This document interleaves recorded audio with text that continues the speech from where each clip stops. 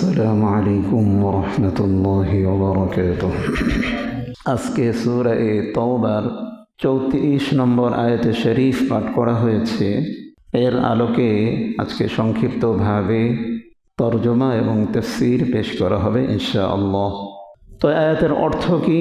আল্লাহ বলছেন, ইয়া আইয়ুহাল্লাযীনা আমানু, হে ঈমানদারগণ, ইন্না কাসীরাম মিনাল আহবারি ওয়ার রুহবান, অধিকাংশই ধর্মীয় পণ্ডিত যারা রয়েছে ইহুদিদের এবং সংসার ত্যাগী যারা রয়েছে, তারা কি করে?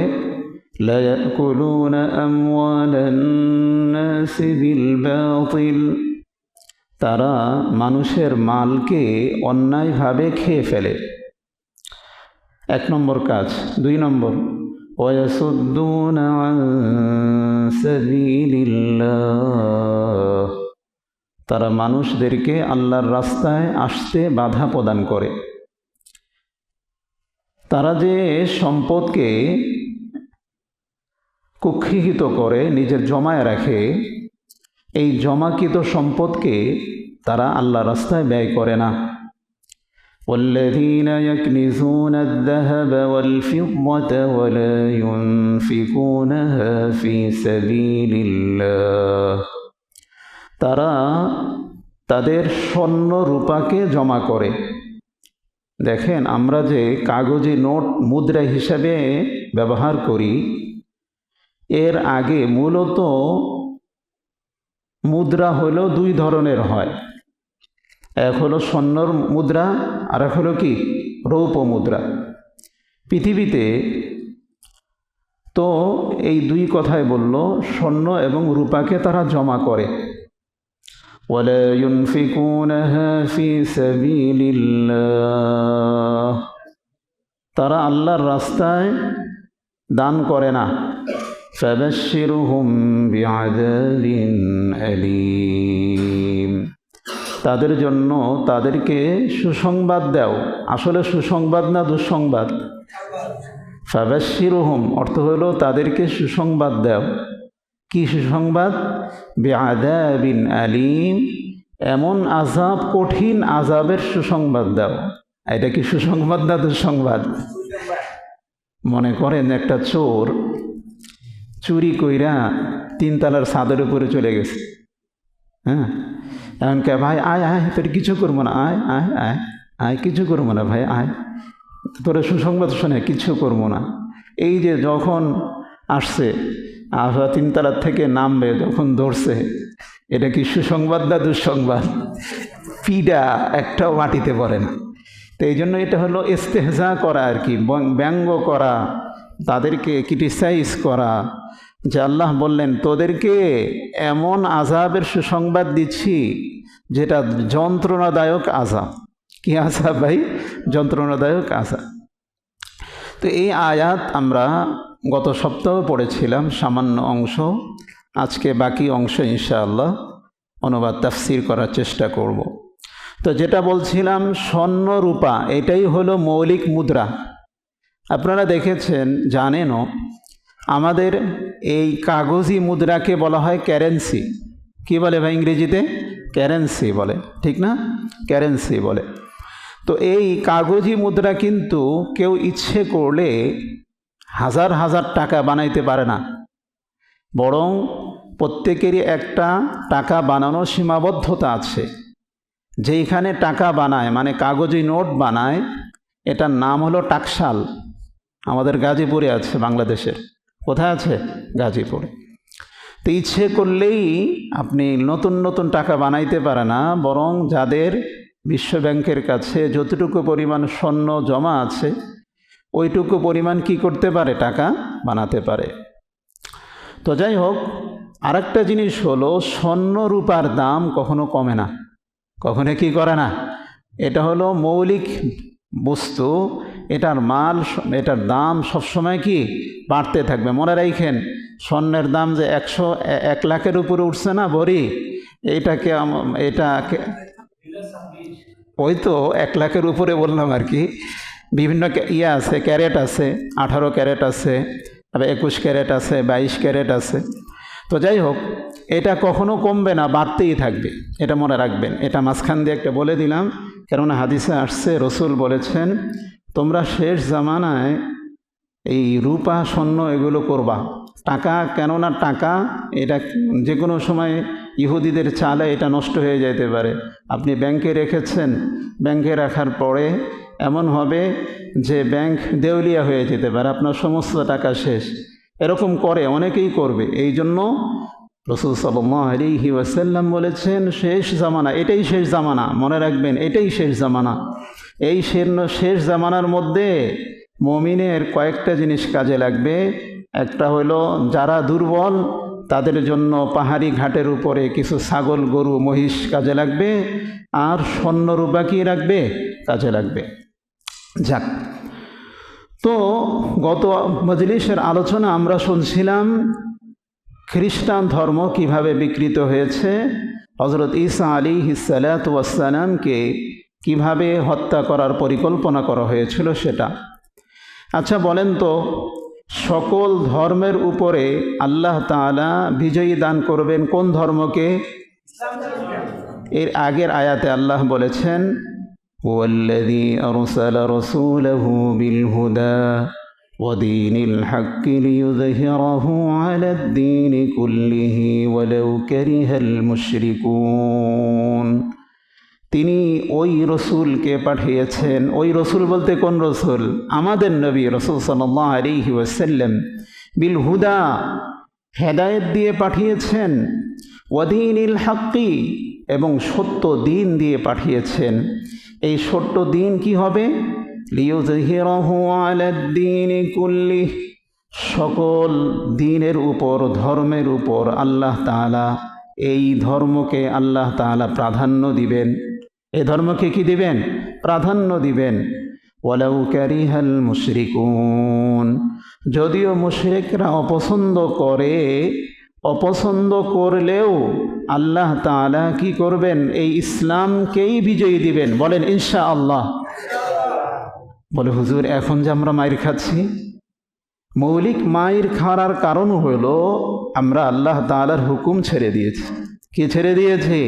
আল্লাহর হুকুম ছেড়ে দিয়েছে। এই কারণে যখন আমরা পুনরায় আসব, তখন আল্লাহ তাআলা আমাদের দ্বারাই ইসলামকে আবার পুনরায় জীবিত করবেন। আল্লাহ পারবেন কি পারবেন না রে ভাই? ইনশাআল্লাহ। আল্লাহ রসুল একটা হাদিস শোনে, আল্লাহ রসুল সুস্পষ্টভাবে ঘোষণা করেছেন। দেখেন, আল্লাহ রসুলের কথা মিথ্যা হতে পারে? আল্লাহর কথা মিথ্যা হতে পারে? আল্লাহ রসুল কি বলেন?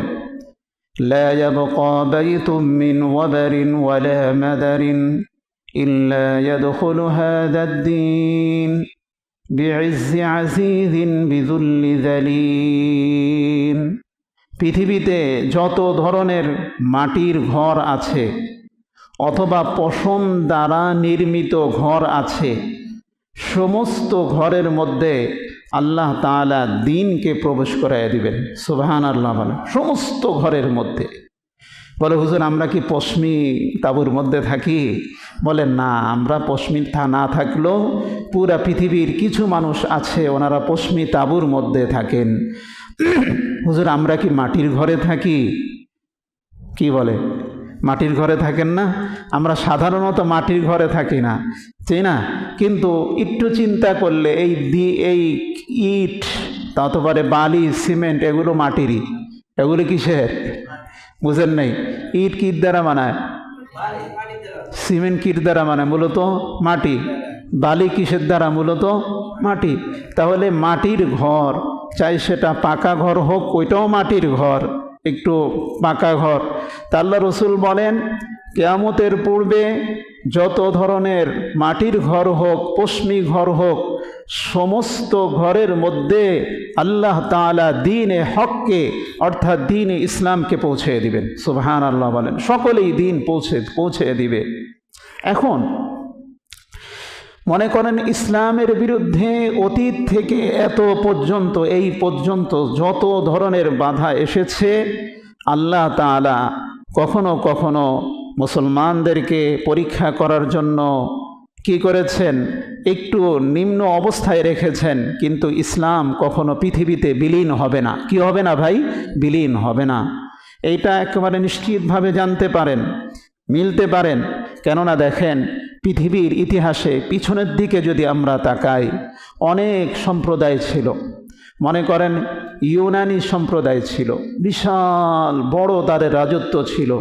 আচ্ছা বলেন তো, বর্তমানে ইউনানি বলে কোনো সম্প্রদায় আছে, কোনো সাম্রাজ্য আছে?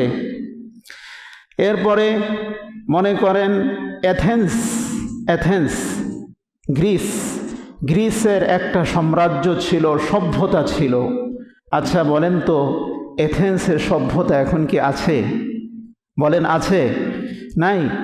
তেমনিভাবে রোমীয় সাম্রাজ্য ছিল, এই রোম সাম্রাজ্য কি এখন আছে না শেষ হয়ে গিয়েছে? পারস্য সাম্রাজ্য ছিল, সভ্যতা ছিল, রোমান সভ্যতা ছিল, এগুলো সবগুলো শেষ হয়েছে না হয় নাই? হয়েছে। তেমনিভাবে আরও দেখেন, সর্বশেষ এই যে কিছুদিন আগে বিলীন হলো, যেইটা আমাদেরকে মূলত 400 বছর শাসন করেছে, এই এর নাম হলো ব্রিটিশ সাম্রাজ্য। কি সাম্রাজ্য ভাই? ব্রিটিশ সাম্রাজ্য। আচ্ছা বলেন তো, ব্রিটিশ সাম্রাজ্য যেটাকে গ্রেট ব্রিটেন বলা হয়, ওই গ্রেট ব্রিটেন বা ব্রিটিশ সাম্রাজ্য এখন কি আছে? বলেন? নাই। এখন সুপার পাওয়ার হলো কোন দল? আমেরিকা। কোন দল ভাই? আমেরিকা। ইনশাআল্লাহ থুম্মা ইনশাআল্লাহ, আল্লাহ তাআলা এই আমেরিকার মধ্যেও ইনশাআল্লাহ কালিমার পতাকা ওয়াশিংটন বলেন, অথবা এই যে হোয়াইট হাউস বলেন, সাদা বিল্ডিং যেখানে কে থাকে? আমেরিকার প্রেসিডেন্ট থাকে।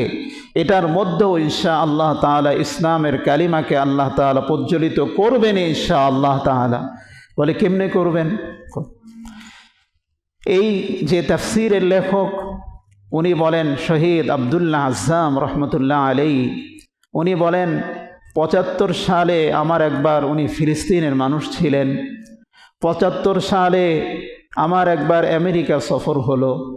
তো আমেরিকা সফর হওয়ার পরে আমেরিকার মধ্যে যে দেখলাম, আমেরিকার মধ্যে এমন একটা জায়গা যেখানে আরবদের যুবকরা আসে মাস্তি ফুর্তি করার জন্য, সেকেন্ড হোম বানায় আমেরিকা। কেননা বর্তমানে আমেরিকাকে আমরা তো প্রথমে খোদা মনে করি। কি মনে করি বাবা? আমেরিকা আমাদের বড় খোদা।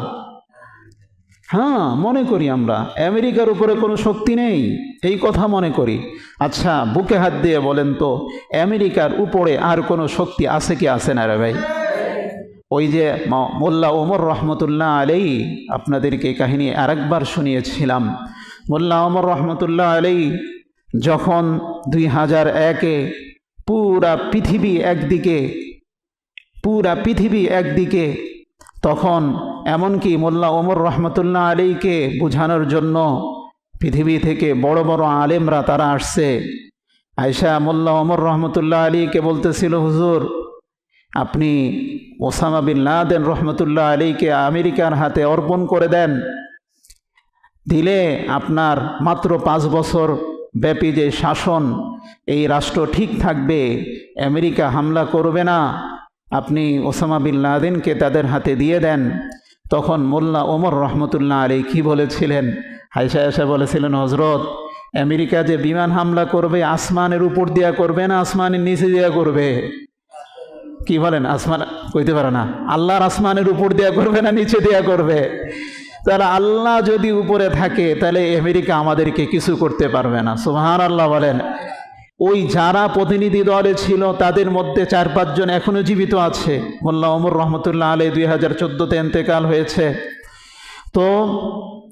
তো ওনারা বলতেছিলেন, আরে মানুষটা কয়েক জামাত পড়া, পুরা আলেম ছিলেন না উনি, কয়েক জামাত পড়া মানুষ, এটা মানুষটা সাহাবাদের যুগের মানুষ, এটা সাহাবাদের যুগের মানুষ, হয়তো এরা হয়তো এই জায়গায় চলে আসছে। তাহলে কত বড় ইমান! যারে ভাই আমেরিকার শক্তি কি আল্লাহ আসমানের উপর দিয়ে যাইব নাকি নিচে যাইতে যাইব? সুতরাং আমেরিকা যদি আমাকে বোম মারা উড়িয়ে দিতে পারে, সেই আল্লাহ কিছুদিন পরে আমেরিকার সাম্রাজ্যকে ধূলিসাৎ করে দিবে। আল্লাহ পারেন কি পারেন না রে ভাই? আমরা অপেক্ষায় আছি। তো উনি বলেন, শহীদ ডক্টর আবদুল্লাহ আজ্জাম রহমতুল্লাহ আলী বলেন, ৭৫ সালে আমার আমেরিকা সফর হলো। দেখলাম বিশাল একটা মসজিদ, পরিপূর্ণ মসজিদ বলতে গির্জা ভাড়া করে আর কি, পরিপূর্ণ মসজিদ। তো মসজিদে মুসল্লি পরিপূর্ণ। আমি জিজ্ঞেস করলাম, এটা কিসের? এটা কি ইয়ামানের? অধিকাংশ ইয়ামান দেশের মানুষ ছিল। বলে, এটা কি ইয়ামানের এলাকা না আমেরিকা? বলে আমেরিকা। বলে, এনাদের বরকতে আল্লাহ তাআলা, বলে তোমরা কেমনে ভালো হইলা? বলে, আমরা দাওয়াতে তাবলীগের সাথে সম্পৃক্ত রাখছি, এর কারণে হাজার হাজার নয় লাখ লাখ মুসলমান আল্লাহ তাআলা দাওয়াতে তাবলীগের উসিলে ইকির মাধ্যমে, দাওয়াতে তাবলীগের মাধ্যমে আল্লাহ তাআলা লাখ লাখ খ্রিস্টানকে মুসলমান বানিয়ে দিয়েছে। আমাদের এক উস্তাদ আছেন আমেরিকার, যে ওনার নাম মুফতি আবদুল্লাহ, বাংলাদেশের সন্দ্বীপের, এখনই জীবিত আছেন। উনি আমেরিকার ওয়াশিংটন ডিসিতে যে মদিনা মসজিদ আছেন, ওইখানে মাদ্রাসা আছে, ওই মাদ্রাসার পরিচালক। উনি বলেন, এবং আমেরিকার তাবলীগের জিম্মাদার আরেকজন আছেন মুফতি জামাল উদ্দিন সাহেব। ওনারা বলেন যে আমেরিকায় গড়ে প্রত্যেক দিন 400 থেকে 500 মানুষ মুসলমান গ্রহণ করে। আপনি চিন্তা করবেন, ইনশাআল্লাহ থুম্মা ইনশাআল্লাহ আমেরিকা নিজেদেরকে বিশ্বের সুপার পাওয়ার মনে করে। ইনশাআল্লাহ আমেরিকাও একদিন খান খান হয়ে আল্লাহ তাআলা ইসলামের পুরা পৃথিবীর প্রত্যেকটা ঘরের মধ্যে মুসলমান সভ্যতাকে আল্লাহ তাআলা পৌঁছে দিবেনই দিবেন।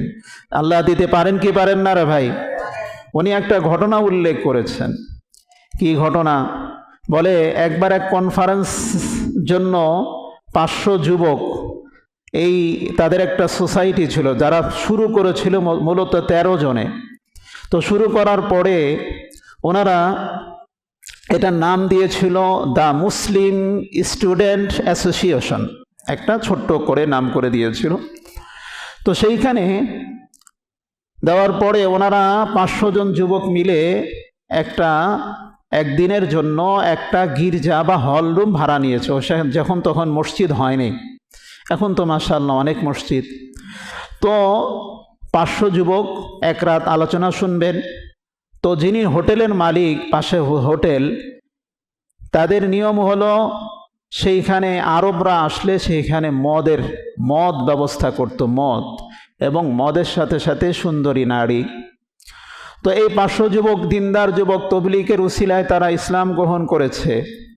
তারা সেইখানে কনফারেন্স হচ্ছিল।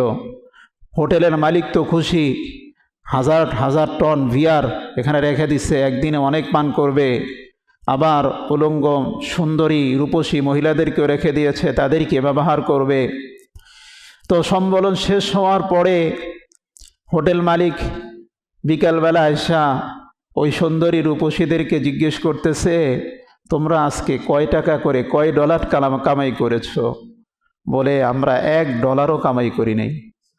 অবাক হয়ে বলতেছে, আরে আরবরা এখানে আসলে, আরব যুবকরা আসলে, ইয়ামানি যুবকরা এখানে আসলে, মিশরের যুবকরা এখানে আসলে হাজার হাজার কি ডলার উপার্জিত হয়, লাখ লাখ তো না, শত শত কেজি বিয়ার বোতল বিক্রি হয়।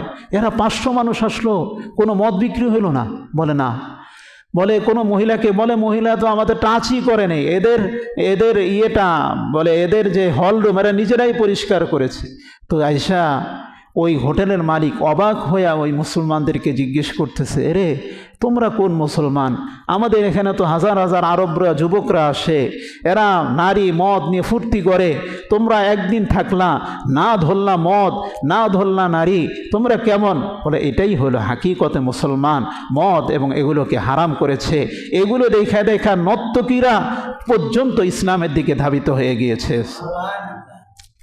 তো ইসলাম ইনশাআল্লাহ আমেরিকাও পৌঁছে যাবে।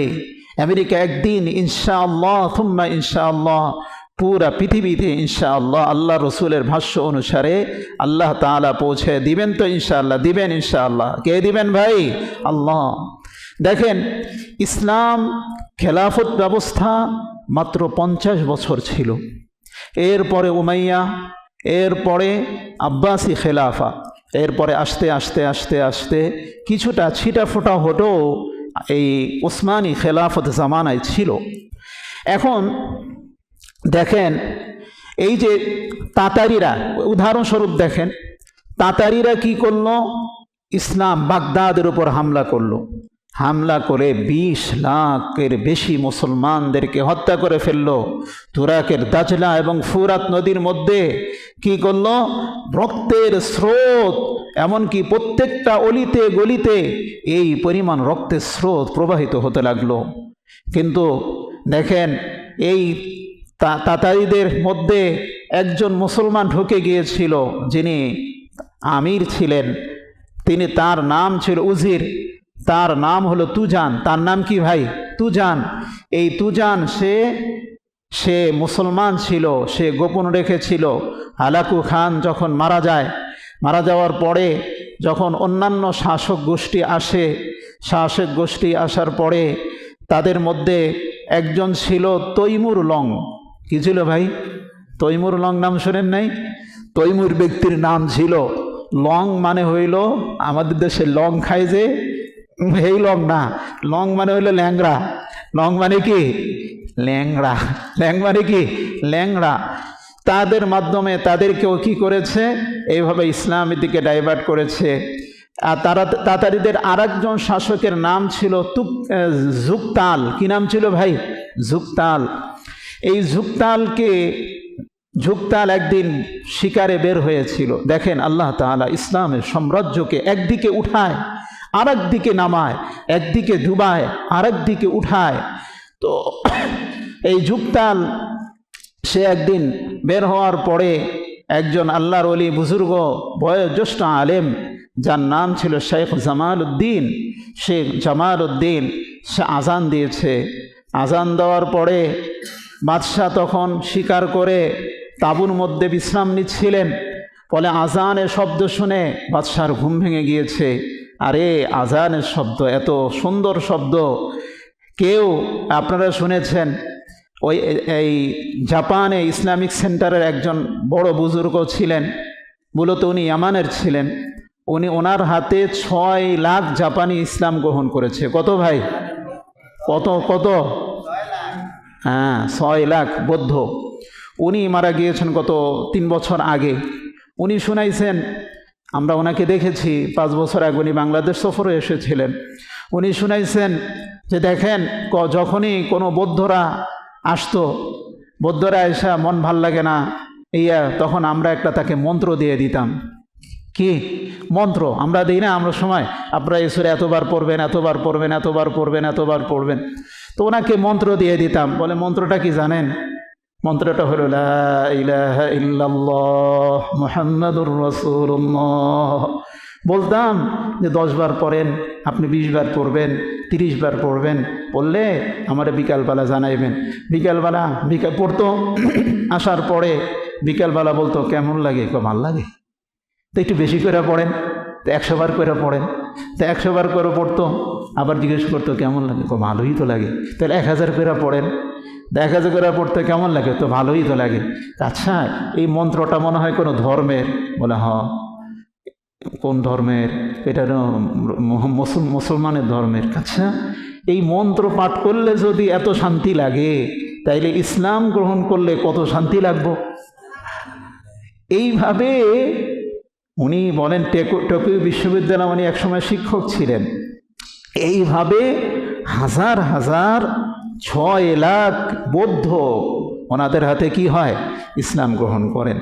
তো হাকিম জামালউদ্দিন, শেখ জামালউদ্দিন আজানের শব্দ শুনে বাদশার ঘুম ভেঙে গেল। বাদশাহ সৈন্য পাঠা এই হাকিম জামালউদ্দিনকে ধরে নিয়ে আসলো। এই, তুই কি শব্দ বলছস? আমার ঘুম ভেঙে গিয়েছে। বাদশাহকে অনেক বুঝাইলেন।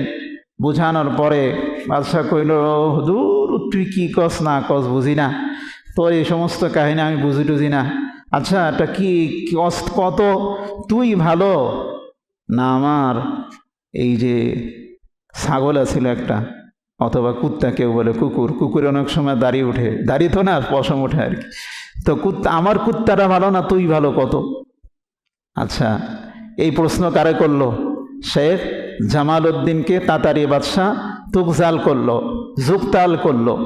করার পরে বাদশাহ জামাল উদ্দিন, শেখ জামাল উদ্দিন উনি অনেকক্ষণ চুপ করে থেকে বলতেছে, বাদশাহ যদি ইমানের সাথে মৃত্যু হয়, যদি কি হয়, ইমানের সাথে মৃত্যু হয়, তাহলে আমি কুকুর থেকে ভালো।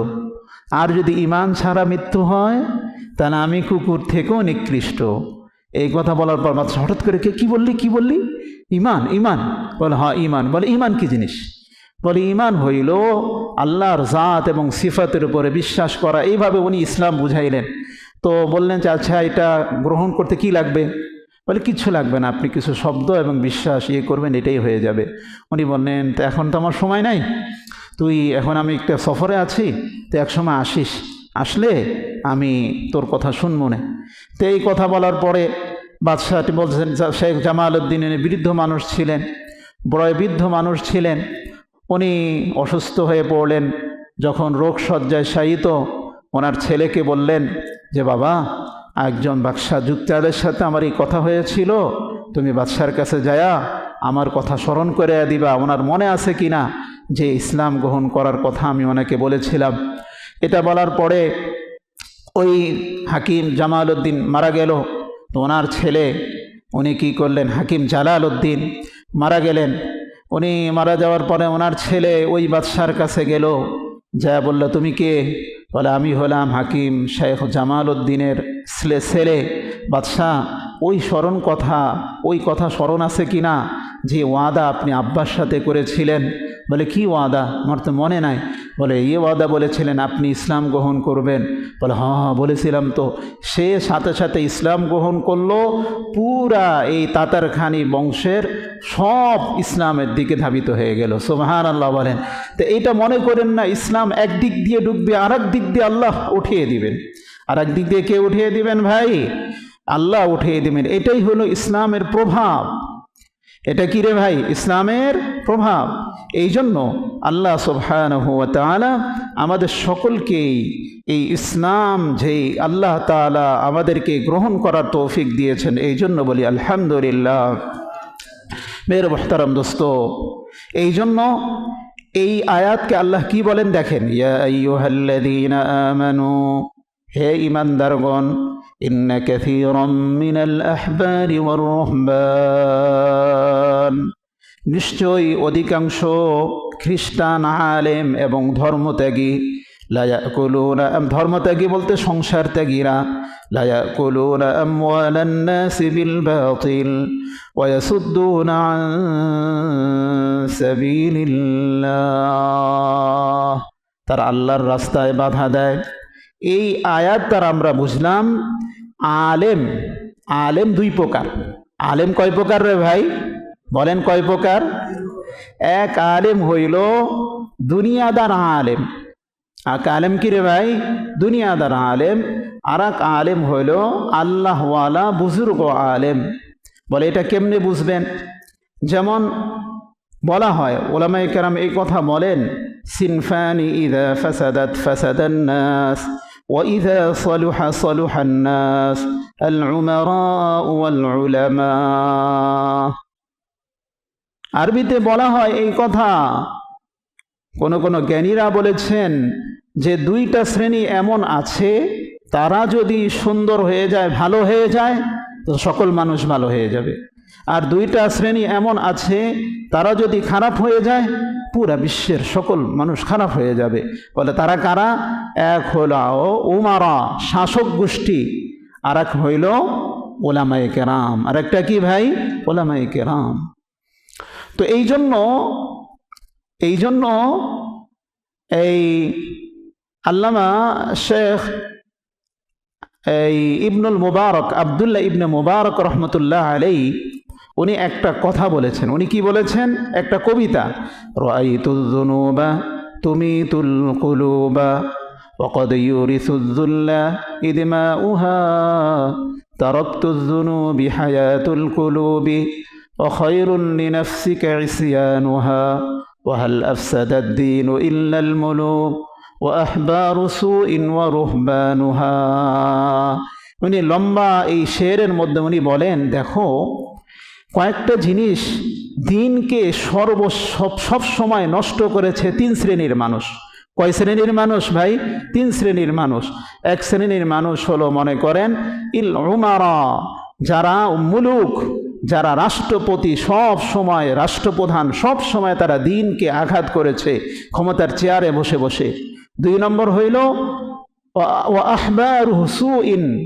আহবার হুসুইন অর্থ হলো পীর, ভণ্ড পীর ফকিররা। রুহবানুহা, এবং খারাপ দুনিয়াদার ওলামায়ে সু আলেমরা। ইহুদিদের মধ্যে ওলামায়ে সু ছিল। এই জন্য আল্লাহ তাআলার রসুল ওই সমস্ত আলেমদেরকে ওয়ারিস হিসাবে বলেছেন যারা হলো হক্কানি রব্বানি আলেম। তারা কি ভাই? হক্কানি রব্বানি আলেম। বলে হক্কানি রব্বানি আপনি কিভাবে চিনবেন?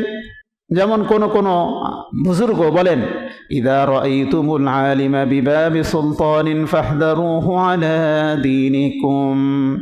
যদি তুমি দেখো কোনো আলেমদেরকে বারবার তারা রাষ্ট্রপ্রধানের কাছে যায়, রাষ্ট্রপ্রধান যদি ওমরের মতো হয়, রাষ্ট্রপ্রধান যদি আবু বকরের মতো হয়, রাষ্ট্রপ্রধান যদি ওসমানের মতো হয়, রাষ্ট্রপ্রধান যদি আলীর মতো হয়, রাষ্ট্রপ্রধান যদি আমিরে মুআবিয়ার মতো হয়, তাদের কথা ভিন্ন।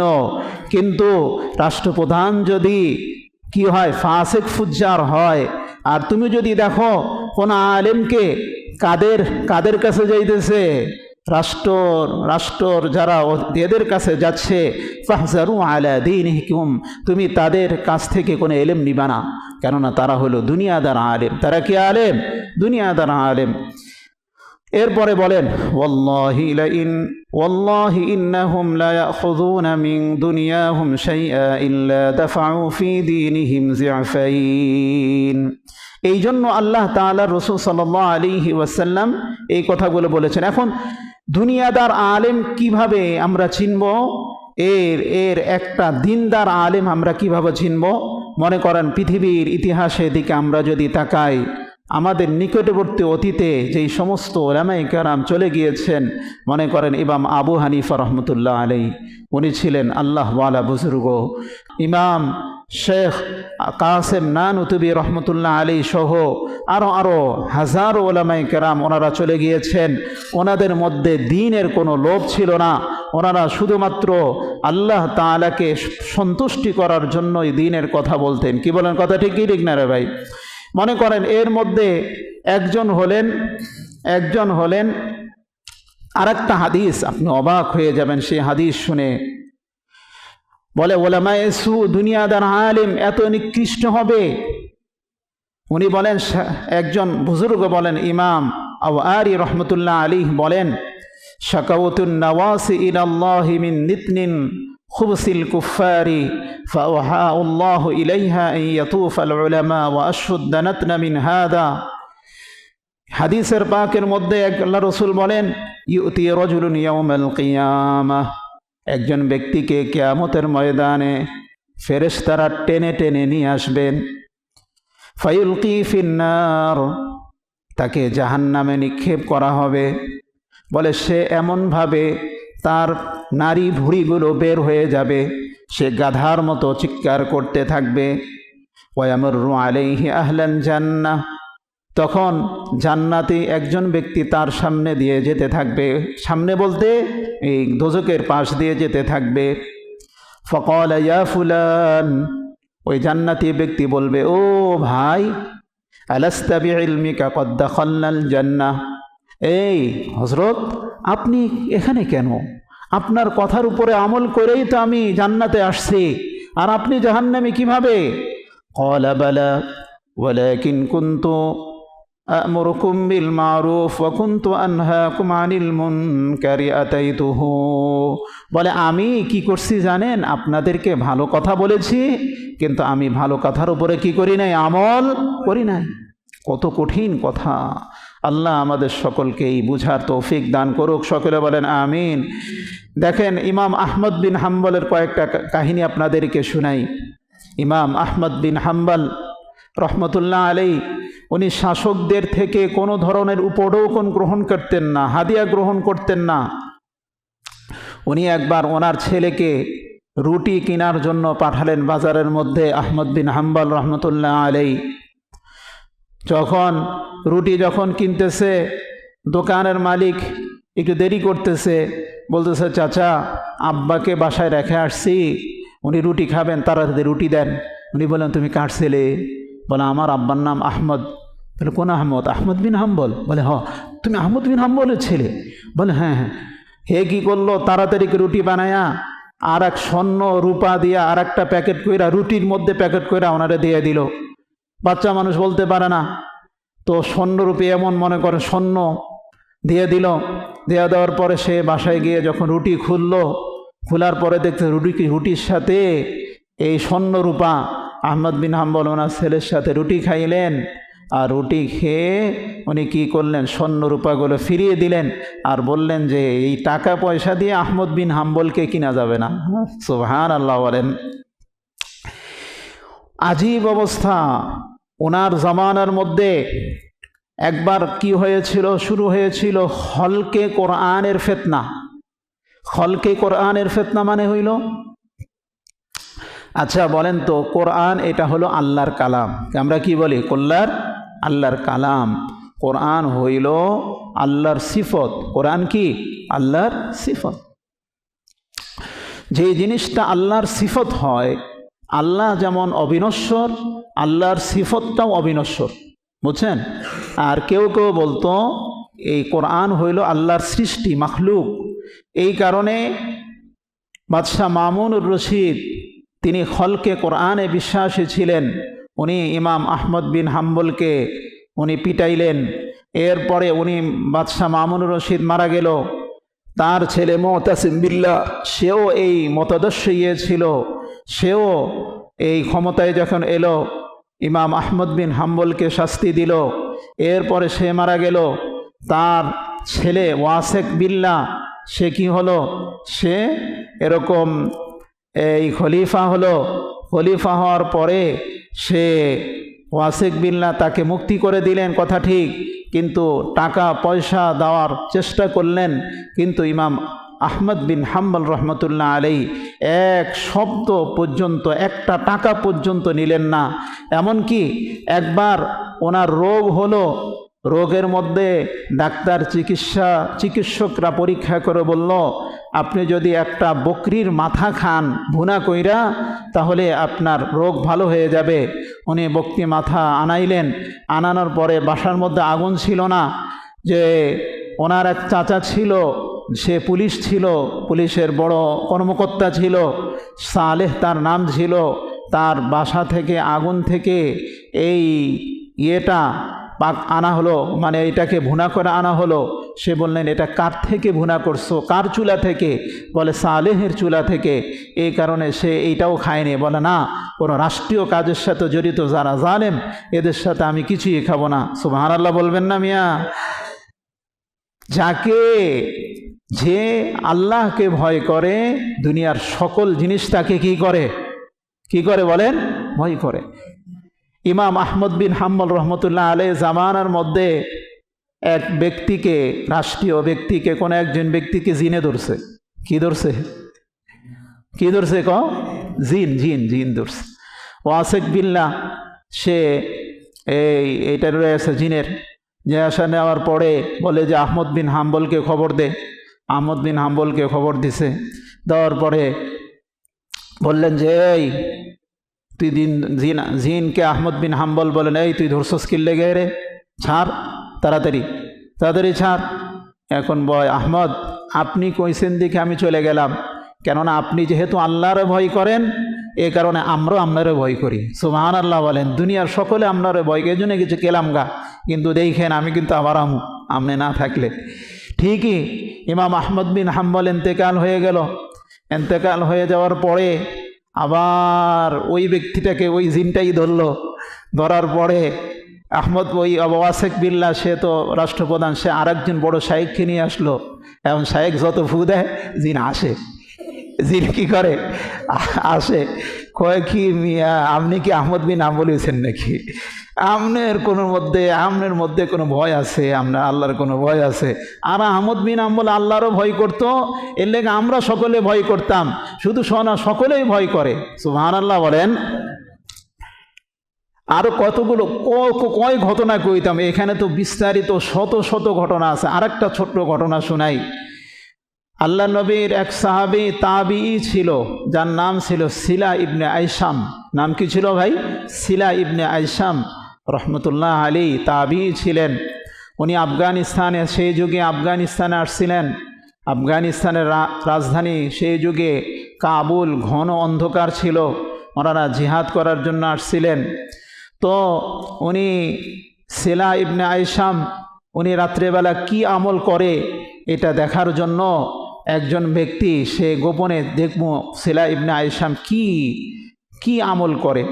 সে সকলে যখন ঘুমিয়ে পড়ল, সৈন্যবাহিনী যখন ঘুমিয়ে পড়ল, তাবিঈ সিলা ইবনে আইসাম উনি কি করছিলেন? নামাজে দাঁড়াইলেন।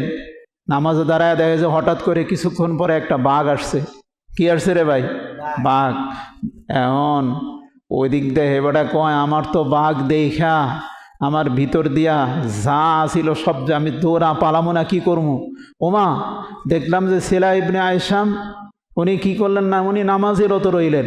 বাস উনি জোরে জোরে কোরআন শরীফ তেলাওয়াত করতেছে, আর বাঘ চুপ করে এমনি রয়েছে, লেজ লড়াইতেছে। তো এরপরে কিছুক্ষণ পরে 10-15 মিনিট পরে ওই নামাজ শেষ করলেন। বাঘকে কানে কানে কি জানি কইলেন। বলার পরে উনি, ওই পর্যবেক্ষক, উনি মনে করছিলেন হয়তো বাঘকে এই কথা বলেছে, বাঘ তোমার খাবার তো এখানে নাই, তুমি এখানে আসে কিনতে, তুমি যেখানে খাবার যেখানে আছে সেখানে চলে যাও। আমি দেখলাম যে উনি এই কথা বলে আবার নামাজে দাঁড়িয়ে গেলেন। বাঘ লেজ নাড়তে নাড়তে বিড়ালের মতো করে উনি সেখান থেকে চলে গেল বাঘটা। সুবহানাল্লাহ বলবেন না? এইটা তো যার মধ্যে আল্লাহ তাআলার ভয় থাকে, যার মধ্যে কি থাকে? আল্লাহর ভয় থাকে, তাকেও সমস্ত মাখলুকাত ভয় করে। এই জন্য আরও কত কথা, যেমন আলা ইবনে, আজকে আর বললাম না। এই জন্য আল্লাহ তাআলা আমাদের সকলকেই সত্যিকার আলেম, খ্রিস্টানদের আলেমদের মতো তাদেরকে ধন সম্পদের মধ্যে থেকে আল্লাহর রাস্তায় বাধা দেওয়া এবং আল্লাহর রাস্তায় দান না করা, এমন ব্যক্তিদের থেকে আল্লাহ আমাদেরকে হেফাজত করুক। সকলে বলেন আমিন। ওয়া আখির দাওয়ানা আনিল হামদুলিল্লাহি রাব্বিল আলামিন।